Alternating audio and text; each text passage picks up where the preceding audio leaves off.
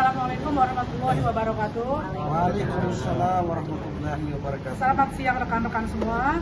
Alhamdulillah hari ini kami sudah menjalani proses pemeriksaan interview, yang mana dalam pemeriksaan tadi ada 25 pertanyaan, yang pada prinsipnya adalah dalam poin-poin yang dilaporkan oleh Ketua Pengadilan Jakarta Utara. Tetapi di sini kami menjawabnya juga memang apa adanya dan secara objektif.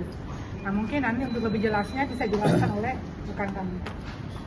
Ya, terima kasih kepada rekan-rekan. Selamat siang menjelang sore ya. Jadi pada dasarnya kami di atas sangat tenang ya dalam pemeriksaan. Tidak ada dalam arti kata klien kami ini, Bapak Firdaus ini tertekan, tetapi happy. Penyidiknya pun sangat profesional, mempertanyakan pertanyaan-pertanyaan sesuai substansi apa yang dilaporkan. Jadi kami dalam berita acara pemeriksaan ada 25 poin, tapi intinya dalam berita acara pemeriksaan tersebut hanya fokus kepada kejadian apa yang terjadi di persidangan di PN Jakarta Utara.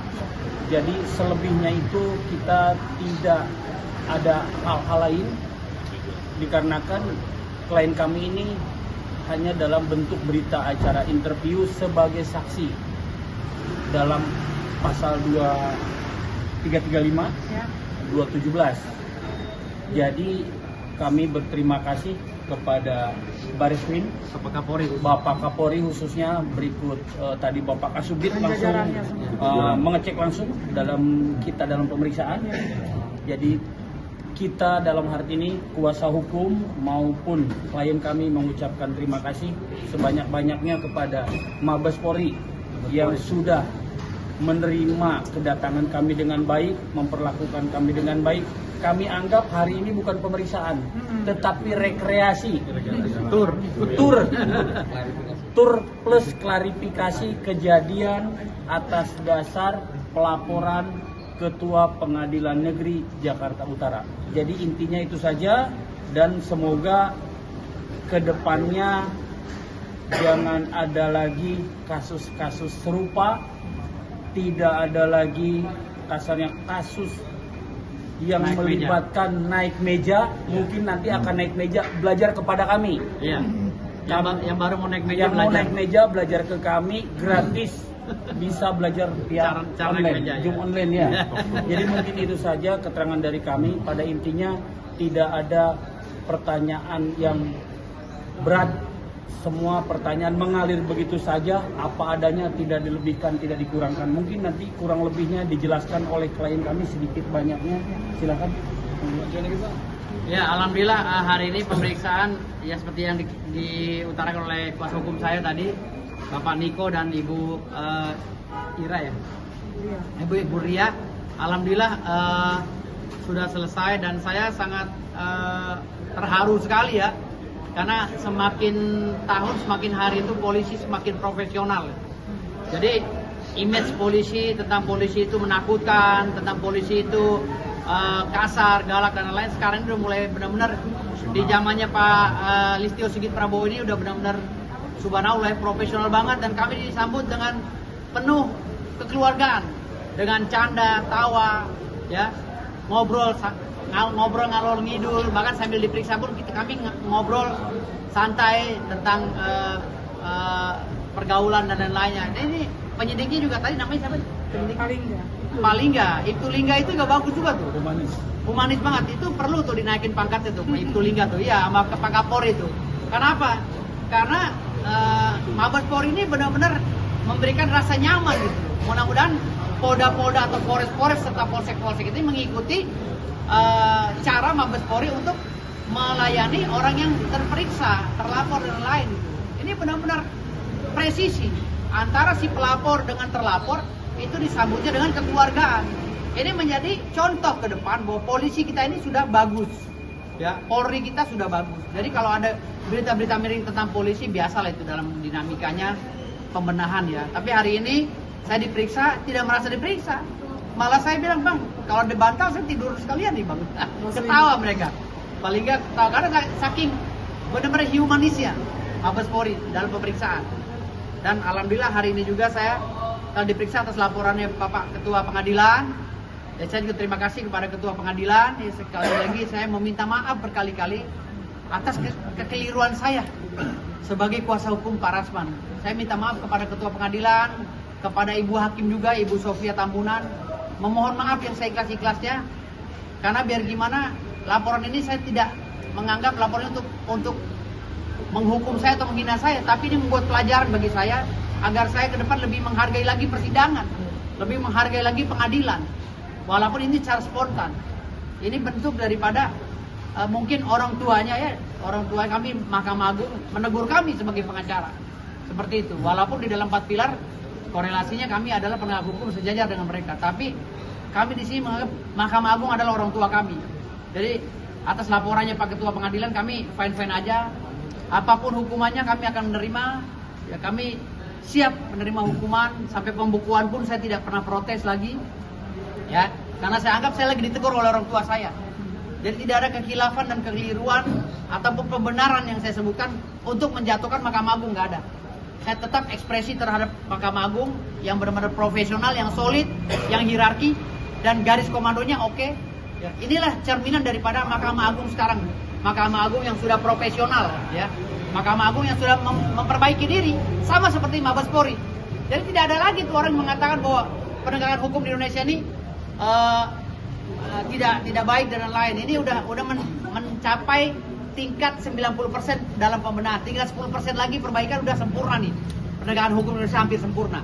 Gitu. Nah, konsekuensi hukum itu sebenarnya hanya pembekuan atau ada yang lainnya sih? Jawab. Konsekuensi hukumannya itu hanya pembekuan sumpah advokatnya atau memang ada yang lain? Oh, jadi konsekuensi itu ada pelaporan loh. Iya. Jadi bukan hanya pembekuan aja. Pembekuan kan artinya kan kita nggak bisa beracara lagi baca persumpah kita. Tapi konsekuensi itu kita ada pelaporan seperti itu. Tidak bisa sidang. Tidak bisa bersidang. Ada batas waktunya kan sampai kapan atau gimana? Kalau batas waktu belum bisa ditentukan karena memang belum ada leg spesialis ini. Dan kita bagaimana dengan keyakinan Hotman Paris untuk perjalanan atau tidak? Enggak, Hotman Paris suruh sembuh dulu deh, gue kasihan lo ngomong gitu, lagi sakit begitu. Takutnya dia ntar koma, ntar lewat lagi, kasihan gitu loh. Udah sekarang suruh sembuh dulu Hotman Paris, fokus dulu biar kumpul sama keluarga gitu loh. Nggak usah julid-julid sama gue, kan gue udah bilang, gue nggak mau ngomongin masalah ini sebenarnya sama Hotman Paris. Kasihan, dia tuh senior gue, orang udah tua gitu. Tapi udah tua tuh harus mikir, punya cucu, tobat, tua. Udah menjelang hari akhir ini, udahlah baik-baik sama anak istri, keluarga. Nggak usah membangga-banggakan kehidupan yang hedonis dan lain. Nggak ada gunanya, mati nggak ada yang dibawa. Mati cuma di kotak, di peti doang. Gitu loh, pakai jas, paling jas berapa duit gitu loh. Jadi udahlah, sekarang nih untuk Bang Hotman Paris, udahlah. Nggak usah ngoceh-ngoceh, tetap aja saya nggak bakal takut sama abang. Ya, merinding juga kagak, saya nggak takut, peser pun nggak takut, sejengkal pun saya nggak takut, sesenti saya nggak takut sama Hotman Paris. Ya, udahlah daripada ngoceh-ngoceh gitu terus kasihan saya gitu. Udah, kayak hakim aja penjara-penjara, ngapain penjara? Sekarang aja klien saya nggak di penjara-penjara kok. Itu bukti ketidakmampuan Hotman Paris melawan saya. Gitu. Ada niat jenguk Bang Hotman mungkin? Nggak mau saya ngejenguk. Oh, saya belum tahu penyakitnya, tahu ketularan, nggak mau saya. Ngapain saya jenguk, emang saudara saya? Bang, tapi kan kemarin juga kita juga Bang Hotman sudah mengupload video ini bahwa beliau itu dirawat di salah satu rumah sakit di Singapura itu kan yang lumayan fantastis ya. Gak ada urusan saya yang habis duit dia, bodoh amat. Gak pengaruh bagi hidup saya. Hartanya Hotman Paris gak pernah berpengaruh bagi hidup saya. Propertitas, activitas, ya, nos pondet veritatem, ya. Hartamu, kedudukanmu tidak pernah, ya, mewakili kebenaran. Ya. Jadi dia kaya, dia punya kedudukan, dia belum tentu benar, gitu loh. Jadi nggak usah lah bicara-bicara. Orang ini udah muak semua, gitu loh. Apalagi bicara sama gue ini cucunya Sultan. Gue sampai capek ngomong belasan tahun gue cucunya Sultan, nggak ada yang protes, nggak ada. Video lama gue sama si Ratna diolah-olah lagi. Itu Ratna itu saudara gue, gitu loh. Karena gue lahir di Jakarta, dia lahirnya mungkin di Jonggol apa di mana, jadi nggak kenal gue gitu loh. Sempat ribut kemarin, tapi sekarang keluarga Istana Bima udah ini kok udah satu, nggak ada yang ribut-ribut lagi. Ngapain tuh diolah-olah lagi? Gue udah belasan tahun ngaku cucu Sultan. Ya, emang gue cucunya Sultan. Siapa yang mau bantah? Sultan kan bebas. Bang, bagaimana Bang, ini kan Bang Hamzah juga kan saat ini sedang sakit juga gitu ya Bang. Tapi beliau tuh masih suka nyindir abang dan juga Bang Rasman. Iya, makanya gue bilang ini gue doain sembuh, udah ntar dulu lah. Kasian, kalau sembuh gue takutnya lewat kan gimana ntar gue disalahin lagi kan gitu. Sembuh dulu lah, ini udah ada cairan nanah-nanah di jantungnya apa di hatinya kan ngeri. Hepatitis atau apa itu gue nggak tahu, makanya gue nggak berani besuk, gue takut nular. Kiriman doa kan Bang? Ya udah gue doain udah, mudah-mudahan sembuh. Ya sembuh lah. Tapi walaupun dalam kasus ini Abang tetap masih fight gitu ya Hah? untuk Ya gue kasihan lah, makanya gue berdoa mudah-mudahan dia fokus sama cucunya. Udah jangan ini, hidup dunia ini dikejar nggak bakal habis. Gue aja nih mau bangun pesantren gitu loh. Gue aja udah malas sama kehidupan dunia yang hedonis. Gue mau bangun pesantren, gue naik mobil ecek-ecek, dia bilang, emang mobil gue begitu? Bukan gue nggak mampu, karena gue udah nggak mengarah ke situ hidupnya, udah mengarah ke mendirikan pesantren yatim piatu, duduk bersama-sama anak yatim piatu, ngajarin itu hidup gue. Progres gue kesana begitu, menjelang hari akhir hidup tuh seperti itu. Bukan gue kesono kemari. Memang iya hak prerogatif seseorang, tapi kan ya gue sebagai orang biasa ya udahlah hati-hati aja. Hati-hati ketularan penyakit ini HIV.